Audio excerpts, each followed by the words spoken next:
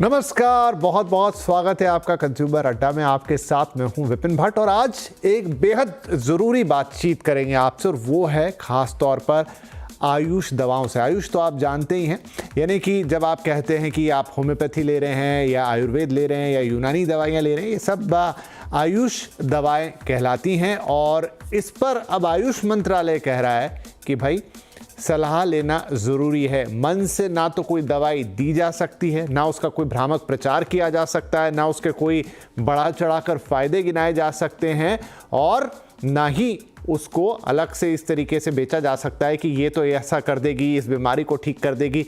इस तरह की बातें नहीं हो सकती और डॉक्टरी सलाह के बिना दवाओं को लेना भी गलत होगा। तो ये हर तरह से चेतावनी है जो ऐसा कर रहे हैं उनके लिए भी, और जो इस तरह के दवाओं को कंज्यूम करते हैं वो भी। बहुत सारी आयुर्वेदिक चीज़ों को हम इन जनरल कंज्यूम कर लेते हैं। मसलन घर में आप तुलसी का प्रयोग करें, लौंग का प्रयोग करें, काढ़ा पी लें, इस तरह की चीज़ें कभी कभी चलती हैं। लेकिन जब ये बड़ी दवाओं के तौर पर आने लग जाएं तो ये नुकसान भी कर सकती हैं।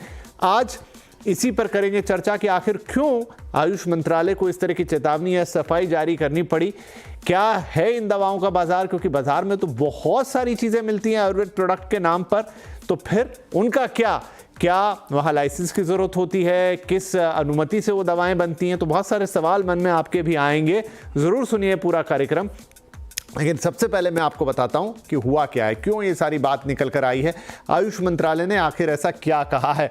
तो देखिए, चमत्कारी असर का दावा गलत। बहुत बार दवाओं के साथ ये कहा जाता है कि ये जड़ मूल से आपकी इस बीमारी को मिटा देगी, कंप्लीटली ठीक कर देगी, ये इतनी गुणकारी है। इस तरह के दावों को उन्होंने कहा है गलत है। ये फायदे की गारंटी देना भी गलत है कि आप ये ले लीजिए, इससे आपको डायबिटीज में, ब्लड प्रेशर में या XYZ किसी भी बीमारी में 100% फायदा होगा। इस तरीके का दावा आयुष दवाओं के लिए गलत है।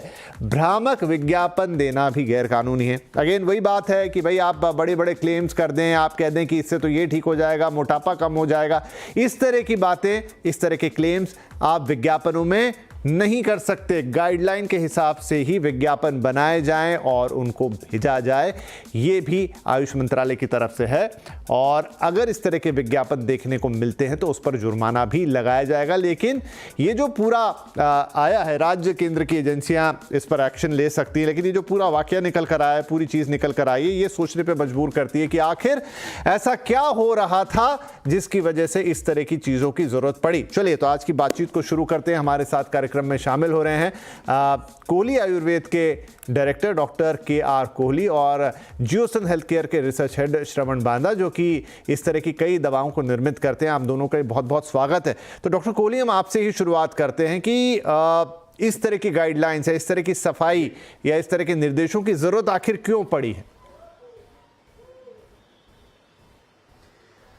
देखिए, बहुत सारे विज्ञापन ऐसे आ रहे थे, जैसे आधी रात में आप चैनल्स देखिए, सेक्स के टॉनिक्स का, बालों का विज्ञापन, पूरी शर्तिया इलाज है, नहीं तो पैसे वापस हैं। तो बहुत तरह के भ्रामक विज्ञापन भी आ रहे थे। और उतना ही नहीं, डायबिटीज के क्योर के बहुत सारे दावे किए जा रहे थे, हार्ट डिजीज के क्योर के, कैंसर के क्योर के बहुत सारे दावे किए जाते। तो मुझे लगता है बहुत अच्छा स्टेप है आयुष मंत्रालय ने जो लिया है, क्योंकि आयुर्वेदिक दवाई तुलसी के जैसी एक सिंपल सी भी हो सकती है, जैसा आपने कहा है, लेकिन आयुर्वेदिक दवाइयां बहुत सीरियस मेडिसिन भी हो सकती हैं, जिनको शायद थोड़ा सा मात्रा कम ज्यादा होने से जान जाने का भी खतरा हो सकता है। तो इसको आयुर्वेदिक को इतना लाइटली न लिया जाए। और जो आयुष मंत्रालय ने विज्ञापन के प्रति अपना रुख दिखाया है, मुझे लगता है बड़ा योग्य है। बहुत दिनों से इसका इंतजार था। वैसे तो 1954 में एक्ट पास हुआ था, Indian drug and magic remedies act. उसमें आप किसी भी, लगभग सभी बीमारियों का, एक पेन और हाइपर एसिडिटी वगैरह को छोड़ के 2-3 क्लेम है जो आप कर सकते हैं, उसको छोड़ के बाकी किसी भी चीज का, किसी बीमारी को ठीक करने का दावा आप विज्ञापनों के द्वारा नहीं कर सकते हैं। जी श्रवण साहब, तो अब ये बड़ा सवाल उठता है कि इन दिनों तो बाजार में आयुर्वेद और इस तरह की दवाओं का बोलबाला है। मतलब कई बड़ी बड़ी कंपनियां, आप भी बहुत सारे इस तरह के हेल्थ प्रोडक्ट बनाते हैं और ढेर सारी कंपनियां जो इस तरह के हेल्थ प्रोडक्ट बनाती हैं बाजार में बिकती हैं। तो क्या प्रोसेस होता है उनका, वो किस तरीके से बनाई जाती हैं? क्योंकि ये जो गाइडलाइंस आ रही हैं या सरकार की तरफ से जो चेतावनी आ रही है, तो क्या ये उस प्रोसेस को ओवररूल करके बनता है? आप ही हमें बताएंगे कि इसका प्रोसेस होता क्या है, किस तरीके से ये सारी चीजें मार्केट में आती हैं।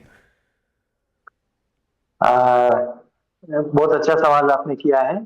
एक ये ड्रग्स एंड कॉस्मेटिक्स एक्ट एक है, वैसे ही हमारे आयुष मंत्रालय ने एक गाइडलाइंस दिया है कि हमारा प्रोडक्ट ऐसा बनना है, एक प्रोसीजर देता है।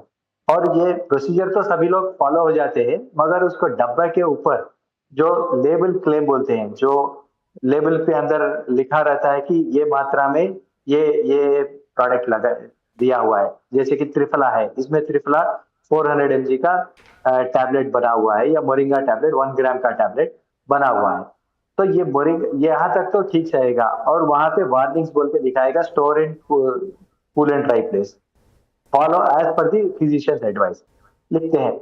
वहां तक तो अच्छा चलेगा, मगर उससे ऊपर जो मेन डब्बा पकड़ते ही आपको दिखाई देता है कि ये मल्टीविटामिन मल्टी मिनरल है, वहां तक भी ठीक चलेगा। मगर थोड़े कंपनी ऐसा ये ड्रग्स एंड कॉस्मेटिक्स का गाइडलाइंस फॉलो नहीं करते हैं, या आयुष मंत्रालय का चेतावनी जो वार्निंग लेता है, लिखा हुआ रहता है, वहां पे फॉलो नहीं करते हैं। और लिख जाता है कि आपका वेट रिडक्शन के लिए गार्सिनिया काम्बोजिया ले लीजिए, डेली 2 टैबलेट्स ले लीजिए, वेट रिडक्शन हो जाएगा। तो ऐसा सभी लोगों के लिए नहीं होगा। सपोज मेरा वेट है 70 kgs एज पर दी डॉक्टर्स प्रिस्क्रिप्शन, और या एज पर माई हेल्दी मेरा 70 kgs रहना है। सपोज मैं 71 kgs है, 71 kgs हूँ, तो 1 kg कम करने के लिए मुझे एक्सरसाइज किया तो हो जाएगा। नहीं, मगर मैं ये कोई मित्र ने मेरा ले लिया है 80 kgs से, और 70 kgs बन गया है जो डॉक्टर ने रिकमेंड किया है, मगर वो नहीं लेता हूँ, और ये वो एक्सरसाइज नहीं करता हूँ, और वो टैबलेट ले लेता हूँ, जिससे कि मेरे को डिहाइड्रेशन हो सकता है, या एक्सेस वेट लॉस हो जा सकता है, या माल न्यूट्रिशन हो सकता है। तो मुझे पता नहीं है, एज ए कॉमन यूजर मुझे ये पूरा पता नहीं है, मगर मैं टैबलेट ले लेता हूँ। तो क्या हो सकता है? ऐसे ही अच्छा एग्जाम्पल है त्रिफला। सभी के घर में त्रिफला रहेगा, या सभी को त्रिफला पता है, एज ओल्ड से हमें पता है।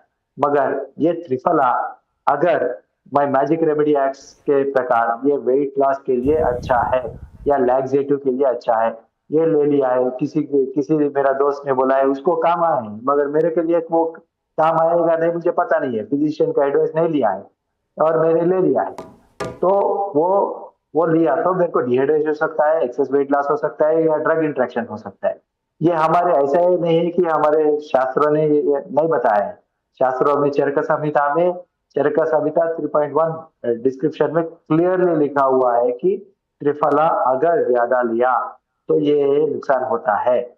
तो वो सभी लोग फॉलो नहीं करते हैं, हमें रेफरेंसेस नंबर्स दे देते हैं, चरका संहिता 3.1 लिख देते हैं और त्रिफला लिख देते हैं, वो नहीं होगा। तो सभी लोग उसे फॉलो करना है, गाइडलाइंस लिखा हुआ है और डिटेल्स लिखा हुआ है, मगर उसे फॉलो नहीं होना है। थोड़े लोग उसको शॉर्टकट्स ले लेते हैं, वो डेंजर है जी। तो डॉक्टर कोहली देखिए, त्रिफला जैसे एक एग्जाम्पल श्रवण जी दे रहे हैं, या और भी कई दवाइयाँ, कोई नीम का टैबलेट आता है, कोई तुलसी का टैबलेट आता है, कोई अश्वगंधा का टैबलेट आता है, और ये तो सारे के सारे टैबलेट्स जो हैं ओवर द काउंटर किसी भी मेडिकल स्टोर पे मिलते हैं, और वहाँ तो ना कोई डॉक्टर का प्रिस्क्रिप्शन मांगता है, ना कुछ और करता है, और सब उसको ऐसे ही ले लेते हैं। तो क्या ये चीज़ गलत है? नहीं, बिल्कुल गलत है। देखिए, दवाई तो दवाई है। मैं आपको एग्जांपल देता हूं, बहुत सारे अल्सरेटिव कोलाइटिस के पेशेंट्स मेरे कोहली आयुर्वेदा सेंटर में आते हैं, खुद से कभी त्रिफला लेते हैं, कभी पैखाना ठीक नहीं हो रहा है, लैट्रिन ठीक नहीं हो रही है, तो अलग अलग प्रयोग करते रहते हैं। और उसमें से देखिए, मैं आपको छोटी छोटी बात बताता हूँ, त्रिफला ओवरडोज हो गया तो भी दिक्कत हो जाएगी। एक इच्छा भेदी रस आता है, आपने आधी गोली के बजाय 1 गोली ले लिया तो आपको 50 बार लैट्रिन जाना पड़ेगा, और पूरा दिन दौड़ते रहेंगे टुवर्ड्स द लूप, तो ये घातक हो सकता है ना।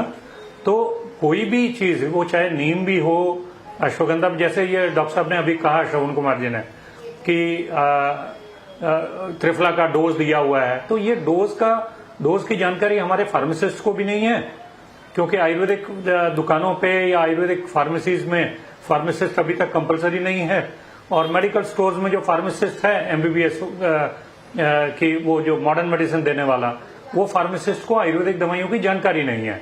तो डोज भी नहीं बता पाएगा वो, और कैसे लेना है, किस अनुपान के साथ लेना है, पानी के साथ लेना है, दूध के साथ लेना है, गर्म पानी के साथ लेना है, खाली पेट लेना है, खाने के पहले लेना है, बाद में लेना है, ये बहुत सारा विचार आयुर्वेद में है जो केवल वैद्य बता सकता है।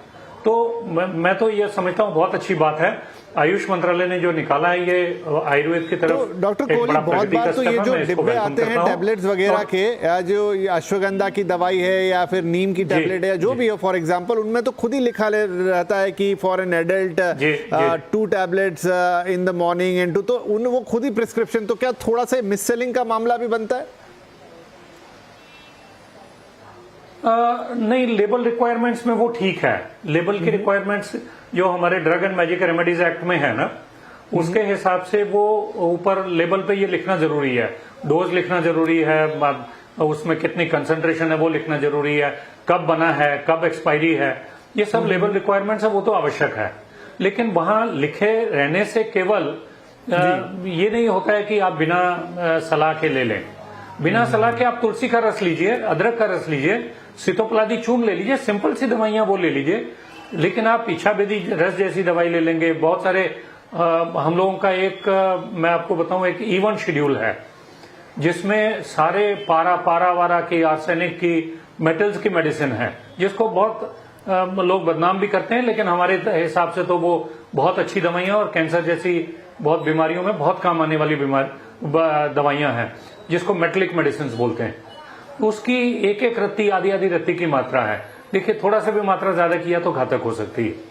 वो इवन शेड्यूल की है, वो बाय लॉ ही उसके ऊपर लाल इंक से प्रिंट किया जाता है कि इसको आपको प्रिस्क्रिप्शन के अंडर ही लेना है। तो वो तो 100% बाय कंपल्शन लाल इंक में लिखा हुआ है लेबल के ऊपर कि इसको अंडर प्रिस्क्रिप्शन लेना है। लेकिन बाकी दवाइयों को भी प्रिस्क्रिप्शन से ही लेना चाहिए। और किसी भी तरह का, मैं देखता हूं बहुत सारे पेशेंट्स आते हैं, अल्सरेटिव कोलाइटिस के आते हैं, आईबीएस के आते हैं, जो अपने आप सेल्फ मेडिकेशन, क्या होता है इनको सेटिस्फेक्शन नहीं होती है कि मेरा पेट साफ हो गया।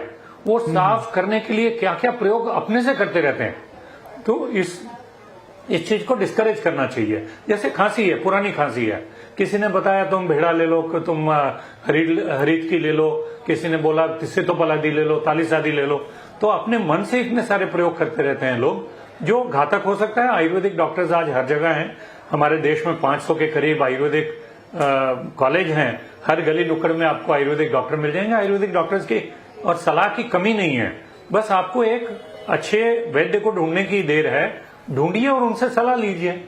आप महंगा वाला वैद्य नहीं अफोर्ड कर सकते हैं, सस्ते वाले वैद्य के पास और आमतौर पे मुझे लगता है लेकिन आप सलाह के बिना कुछ मत लीजिए। कि बहुत सारे लोगों को ये लगता है कि आयुर्वेद की जो दवा है या इस तरह की जो दवा है उनके कोई साइड इफेक्ट नहीं होते हैं, इसलिए कोई बात नहीं, अगर कुछ गलत भी हो गया तो चलेगा। जैसे हमने देखा कि ड्यूरिंग कोविड लोगों ने काढ़े का सेवन इतना ज्यादा कर लिया कि आपके साथ हमें शो करना पड़ गया कि भाई ज्यादा काढ़े के सेवन से भी बहुत नुकसान हो सकता है। जी बिल्कुल बिल्कुल जी जी जी जी जी बिल्कुल। नहीं, ग्रॉसली स्पीकिंग हर्बल जो मेडिसिन है ना, आयुर्वेद के 2 कैटेगरीज हैं सर। आयुर्वेद के 2 कैटेगरीज हैं, एक हर्बल है, एक हर्बो मिनरल है जिसमें मेटल्स मिनरल्स हैं। हर्बल्स ग्रॉसली स्पीकिंग सेफ है, लेकिन सेफ का मतलब ये नहीं है, बहुत सारी एंटीबायोटिक्स सेफ हैं, बहुत सारे ऐसी दवाइयां जो सेफ हैं, एसिडिटी वाली दवाइयां सेफ हैं, बहुत सारी जीआरडी की दवाइयां सेफ हैं जिनके साइड इफेक्ट्स कम हैं। तो इसका मतलब ये तो नहीं है कि आप स्वयं उसका सेवन करते रहें। अंडर मेडिकल सुपरविजन लेंगे, आपको वो दवाई का असर भी आएगा और आप उसको डॉक्टर आपको फॉलो भी कर पाएगा और अच्छे गुण उसके प्राप्त होंगे आपको। बिल्कुल। श्रवण साहब, जो अभी डॉक्टर कोहली इवन शेड्यूल की बात कर रहे हैं, एक और चीज है, आयुष मंत्रालय जो कहता है कि देखिए जितनी एलोपैथी की दवाइयां हैं उनके लिए तो बाकायदा ड्रग लाइसेंस होता है और उसके तहत वो बनती है, और उनका कहना है कि हम आयुर्वेदिक दवाइयों के लिए इस तरह का कोई लाइसेंस देने का कोई सिस्टम ही नहीं है। तो फिर आप लोगों की दवाइयां कैसे बनती हैं, मतलब वो किस अप्रूवल के साथ वो चीजों का निर्माण होता है और उसका क्या प्रोसेस होता है? देखिए, ऐसा कुछ नहीं है कि ये हमारे सिस्टम में नहीं है या हमें जानकारी नहीं है। सभी लोग उनका रैशनल बोलते हैं, वो रैशनल फॉलो नहीं करते हैं। हमारे आयुष मंत्रालय से एक आयुष फार्माकोपिया बोल के एक लगा हुआ है, और आयुर्वेदिक फार्मुलरी एक लिखा हुआ है, या आयुर्वेदिक का ड्रग्स का मैनुअल लिखा हुआ है। वो जो उसमें हम फॉलो होते हैं, उससे जो फॉलो हो जाता है उसमें लाइसेंस मिल जाता है। मगर एक और एक कॉन्सेप्ट है proprietary drug licence, proprietary medicine बोलते हैं उसे, जो कि मैंने मेरे मेरे रिसर्च में मुझे एक समझ में आया है कि ये BC का ऐसा 3-4 हर्ब्स मिला दिया है, तो वो हार्ट के लिए अच्छा है या ब्रेन के लिए अच्छा है या आईसाइट के लिए अच्छा है बोल के हमें मेरे मेरे रिसर्च में मैंने किया है। तो मगर उसका उसका वैलिडेशन किसने किया है? वो वैलिडेशन पूछेगा ड्रग, ये हमारे आयुष मंत्रालय भी पूछेगा या आयुष डिपार्टमेंट एक रहेगा, हर एक स्टेट में एक रहेगा, उसमें एक कमिटी बनेगा, वो कमिटी वाले बैठेंगे और ये लोग तय करेंगे कि इसे मुझे इसका लाइसेंस देना है या नहीं। इससे पहले कि उनके टेबल पे आ जाए, वो लोग क्वालिटी एश्योरेंस डॉक्यूमेंटेशन पूछते हैं, इसमें क्या डाले हैं, उसका मात्रा क्या है, इसे रेशनल बोलते हैं। अगर मैं पेट्रोल और नहीं, ये वेरी वेग एग्जाम्पल है, मगर पेट्रोल और फायर को मिला दिया तो क्या होता है? फूट जाता है, एक्सीडेंट हो जाता है। सिमिलरली हमारे आयुर्वेदिक बिजनेस में भी 2 रैशनल जो उसका सही नहीं होता है, उसको मैंने मिला दिया है और इसे एक ड्रग बना दिया है या एक टैबलेट बना दिया है या एक कैप्सूल बना दिया है, जो उसका प्रॉपर वैलिडेशन नहीं है, मगर वो मैंने खा लिया है, तो वो अंदर पेट में जो अच्छा करेगा उससे ज्यादा नुकसान करेगा। तो वो चीज को ख्याल में रखना है। और आयुर्वेदिक में एक अच्छा सा गुण है जो कोई भी मेडिकल सिस्टम में नहीं है, दोषास, वात पित्त और कफ। उसके अनुसार एक ही मेडिसिन, एक ही ड्रग, सपोज अश्वगंधा एक ही ड्रग है, जो वात पित्त और कफ के अनुसार वो दिया जाता है और डोसेज भी बदला जाता है। तो उसके लिए इसीलिए 100% प्रिस्क्रिप्शन और डॉक्टर वैद्य आचार्य, जो हमारे डॉक्टर, वो हमारे वात पित्त और कफ को नाड़ी पकड़ के शोधन करके वो बोलते हैं। सपोज हमारे जो अश्वगंधा है, अश्वगंधा सबको पता है, बच्चे से लेकर बूढ़ों तक सबको अश्वगंधा के बारे में पता है, मगर वो एक ही अश्वगंधा वात के इम्बैलेंस में दिया है तो एंग्जाइटी को कम करता है और नींद को अच्छा करता है। सेम अश्वगंधा पित्त के दोष में पित्त के दोष में इम्बैलेंस है तो उनके लिए एनर्जी बूस्टिंग के लिए देते हैं, मगर एक ही ड्रग है, एक ही ड्रग वात पित्त और कफ के लिए डिफरेंट फंक्शन होता है। सपोज एक डॉक्टर ने लिख दिया है तो इसीलिए डोसेज लिखा हुआ रहता है प्रिकॉटिव। जी, तो कुल मिला के मतलब आयुर्वेद की भी दवाएं जो हैं या इस तरह के जो कॉम्बिनेशन है, दोनों तरफ की साइड है कि ना तो मरीज को अपने मन से लेना है कि आपने जाए ओवर द काउंटर खरीद लिया, और ना ही यहाँ पर दावों के हिसाब से कि आप कुछ कॉम्बिनेशन बना ले रहे हैं तो फिर उसको कुछ भी करके बेचे। वो दोनों तरफ से, इसीलिए दोनों साइड की ये चेतावनी आई है। एक छोटा ब्रेक लेते हैं यहाँ पर, लेकिन ब्रेक के बाद यही बात करेंगे कि फिर अब इतनी इजी अवेलेबिलिटी है, क्या करेंगे आप, कैसे समझेंगे इस पूरे सिस्टम को कि क्या खाना है क्या नहीं खाना। जैसे डॉक्टर कोहली ने कहा, कुछ चीज़ें आप बिल्कुल सेवन कीजिए, अदरक, मुलेठी, इलायची, तुलसी का पत्ता, नींबू का रस, इनमें दिक्कत नहीं है, लेकिन इसके बियॉन्ड जब आप जाते हैं कुछ हैवी दवाइयों की तरफ तो वो नुकसान कर सकती हैं, काफ़ी बड़ा नुकसान कर सकती हैं। तो छोटा ब्रेक और थोड़ा सा इन दवाओं को और समझेंगे और क्यों ये चेतावनी आई है थोड़ा और इसको डिटेल में लेंगे ताकि आपको कभी कोई नुकसान ना हो जाए। छोटा ब्रेक ले रहे हैं, तुरंत हाजिर होंगे। Welcome back. आज हम बात कर रहे हैं कि आयुष की दवाइयों के लिए भी सलाह जरूरी है, ऐसा आयुष मंत्रालय कह रहा है, और साथ ही वो बात कर रहा है कुछ इंपॉर्टेंट प्रैक्टिसेस की कि भाई जो इसके साथ कई बार जुड़े हुए भ्रामक दावे और इस तरह की चीज़ें आ जाती हैं, बड़े बड़े दावे कि इससे ये बीमारी ठीक हो जाएगी, ऐसे ठीक हो जाएगी, वैसे ठीक हो जाएगी, उससे भी बचने की बात कही गई है और उसके लिए बाकायदा जुर्माने की वो बात कह रहे हैं। तो अब क्विकली कुछ और सवाल जवाब इसके ऊपर, और क्योंकि समय कम रहेगा इसलिए छोटे छोटे जवाबों की मैं गुजारिश करूंगा अपने मेहमानों से। डॉक्टर कोहली, तो ये बात तो समझ में आ गई कि भाई हमारे जो दर्शक हैं, ग्राहक हैं या फिर जो मरीज हैं वो इस चीज़ से बचें, लेकिन फिर ये इस तरह के जो दावे आ जाते हैं, कई बार भ्रामक चीज़ें आ जाती हैं, उनका क्या? क्योंकि आजकल ये भी एक बड़ा बिजनेस हो गया है आयुर्वेदा भी। जी जी जी नहीं, बहुत लोग क्या करते हैं कि बड़े बड़े दावे करके तुरंत बहुत मोटा पैसा कमा के मार्केट से गायब हो जाते हैं। उनको ये लगता है कि जब तक जुर्माने की बारी आएगी कोई एक्शन होगा, क्योंकि सिस्टम स्लो है। अगर सिस्टम को फास्ट किया जाए और इमीडिएट जुर्माने का प्रावधान हो, इमीडिएट ट्रायल हो और इमीडिएटली, वरना ये रात वाले चैनल तो आते ही नहीं। डायबिटीज को ठीक करने का दावा कर रहे हैं लोग, मोटापे को ठीक करने का दावा कर रहे हैं, सेक्स डिजीज ठीक करने का दावा कर रहे हैं, कैंसर ठीक करने का दावा कर रहे हैं। आफ्टर ऑल ये सब हिम्मत लोगों की क्यों बनती है इतने स्ट्रिक्ट कानून होने के बाद भी। इसमें इस जो Indian drug and cosmetic act के साथ साथ दूसरा मैजिक रेमेडीज एक्ट है, उसमें तो सजा का प्रावधान है, तो इम्प्रिजनमेंट है। तो फिर लोग डरते क्यों नहीं है? डरते इसलिए नहीं है क्योंकि सजाएं बड़ी देर से होती हैं, कोई कंप्लेंट करेगा तो उसको देखा जाएगा। ऑब्जर्वेटरी चैनल, ऑब्जर्वेशन करने वाले चैनल्स जरा कम हैं, लोगों को ज्यादा पड़ी नहीं है, कंप्लेंट लोग नहीं करते हैं, की भी तो फॉलो अप नहीं होता है। तो एक प्रश्न आपने बड़ा अच्छा पूछा था कि ये आयुष मंत्रालय ने कहा है कि हम कोई दवाई नहीं बनाते हैं, कि कोई दवाई हम प्रमाणित नहीं करते हैं, किसी का लाइसेंस नहीं देते। ये बिल्कुल सही बात है। दवाइयों का बनाने का जो सिलसिला है, जैसे श्रवण कुमार जी ने कहा, मेथड वगैरह सब आयुष मंत्रालय ने पब्लिश किया है। फार्माकोपियस हैं, फॉर्मुलरी है, सारे साइंटिफिक मेथड्स हैं बनाने में, और उसमें दवाइयों की क्वालिटी में कोई दिक्कत नहीं है, वो सब बनाया जा सकता है। लेकिन उसको लाइसेंस देने का अधिकार है वो स्टेट लाइसेंसिंग अथॉरिटी के पास है। स्टेट के एफडीएज हैं या फिर स्टेट के आयुष डायरेक्टर्स हैं, वो लाइसेंसिंग अथॉरिटीज हैं, वही आयुष की दवाइयां बनाने की परमिशन देंगे, वही भारतवर्ष में जो दवाई बनाने की फैक्ट्री है उसको खोलने की परमिशन भी देंगे। प्रोडक्ट बनाने की भी परमिशन उनके पास है, फैक्ट्री खोलने की परमिशन भी उनके पास है। और आयुष मंत्रालय ये सही कह रहा है, क्योंकि क्या हुआ, बहुत लोग अपने प्रोडक्ट पे लिखना शुरू कर दिया उन्होंने कि ये आयुष मंत्रालय द्वारा प्रमाणित है या आयुष से सर्टिफाइड है, आयुष से लाइसेंस है। तो ये भ्रामक से जो दावे लोग करते थे, उसके लिए आयुष मंत्रालय ने लिखा है, आयुष के पास सर्टिफाई करने का एक अपना मैकेनिज्म है, तो उसको बोलते हैं Ayush mark. Quality council of India की तरफ से वो मार्क दिया जाता है। अगर आपका प्रोडक्ट में आपकी रिसर्च अच्छी हुई है, आपका एसओपीज अच्छे हैं, आपकी प्रोडक्शन अच्छी है, तो आप उनके पास अप्लाई करिए, आपको वो आयुष मार्क देंगे, जैसे एग मार्क लिखा जाता है मसालों पे और दूसरी। तो मैं क्विकली बस इसको बात को समाप्त करना चाहूंगा कि श्रवण साहब, क्या आपकी दवाइयों पे उस तरह के मार्क होते हैं, और मतलब जो डॉक्टर साहब कह रहे हैं वही सलाह सबको फॉलो करनी चाहिए कि आप वो मार्क देखें और फ्री खरीदें, आप जाके कोई भी प्रोडक्ट ना उठा लें ओवर द काउंटर? 100% मैं डॉक्टर साहब के साथ सहमत हूँ।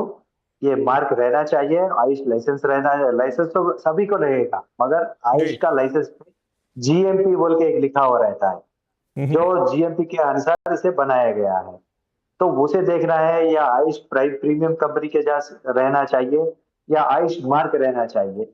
यह तो उसके बिना तो कुछ करना ही नहीं।